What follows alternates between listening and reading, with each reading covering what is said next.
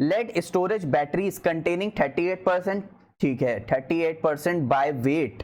अच्छा यानी उसका हमें वेट दे रखा हुआ है, ठीक है, ऑफ H2SO4 दे रखा हुआ है, ठीक है, वांट ऑफ फैक्टर यानी आई हम लोग को दे रखा हुआ है 2.67, ठीक है, केएफ दे रखा हुआ है हम लोग को 1.8। अब केएफ से हम लोग को पता चल गया कौन सा फॉर्मूला लगाना है, तो delta TF is equal to KF into में आई इंटू में एम, केएफ दे रखा हुआ है 1.86 इंटू में आई हम लोग को दे रखा हुआ है 2.67 इंटू में, अब ये क्या है हमारे पास मोलैलिटी, ठीक है। अच्छा इसका मतलब इसका फॉर्मूला क्या होता है, इसका फॉर्मूला होता है number of moles of solute upon mass of solvent in KG, solvent रखेंगे, अच्छा ठीक है। इसका मतलब एक बात बताना, मेरे पास मान लेते हैं सॉल्यूशन रहा होगा 100, उसमें से हमारे पास ये क्या है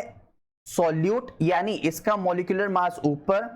मतलब इसका मास ऊपर, H2SO4 का मॉलिक्यूलर मास होता है बच्चों 98, तो 98 नीचे रखा, लेकिन ग्राम में है तो ऊपर हम लोग ने यहाँ पे 1000 कर दिया, ठीक है। अब नीचे मास ऑफ सॉल्वेंट रखेंगे, तो ये हमारे पास सॉल्यूट था, सॉल्यूशन पूरा मिला के H2SO4 का था, तो मान लेते हैं सॉल्यूशन 100 होगा, इसमें से 38 निकल गया, तो हमारे पास कितना बचा होगा 100 में से अगर हम लोग 38 हटा देंगे तो, यानी यहाँ पे बचा हमारे पास 2, 9 में से 3 गया तो हमारे पास बचा 6, यानी कितना बचा होगा 62। यार मुझे पता है 38 माइनस करेंगे 62 आएगा, लेकिन तुम्हारे सामने मैं पूरी कैलकुलेशन कर करके दिखाता हूँ,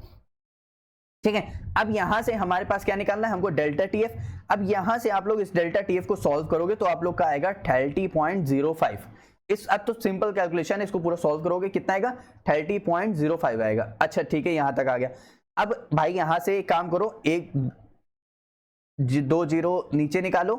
ठीक है, और यहां से 2 जीरो नीचे निकालो, यानी ये चला जाएगा 3 जीरो यहां से यहां मर जाएगा, ठीक है, और बाकी फिर पूरी कैलकुलेशन इजीली सॉल्व होती चली जाएगी। अब यहां से हमारे पास यहां से आ गया डेल्टा टीएफ आ गया, ठीक है। अब डेल्टा टीएफ जब आ गया है तो यहां से हमसे क्वेश्चन में देखो कह रहा था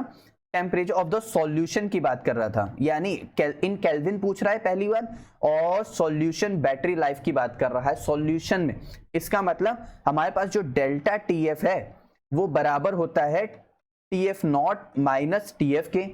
एक और फॉर्मूला होता है ऐसे ही, delta TB is equal to वो होता है टीबी माइनस टीबी नॉट का।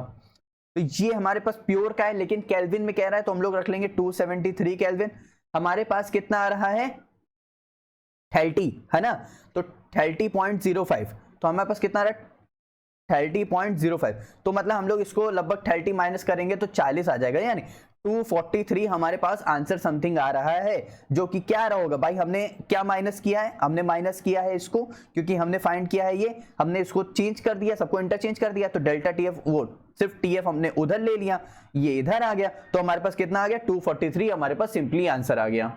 समझ आया अच्छे से, तो यहां से हमारे पास आंसर कितना हो गया, यहां से हमारे पास आंसर हो गया 243। अच्छे समझ आया, कोई भी डाउट नहीं था तक, देखो बहुत इजी था, सिर्फ और सिर्फ हम लोग को क्या करना था, यहां से टेम्परेचर सॉल्यूशन पहचानना था, डेल्टा टीएफ वाला हम लोग को फॉर्मूला पता होता तो हो जाता, और आई की वैल्यू दोनों दे रखी होती तो मेहनत भी नहीं करनी पड़ी।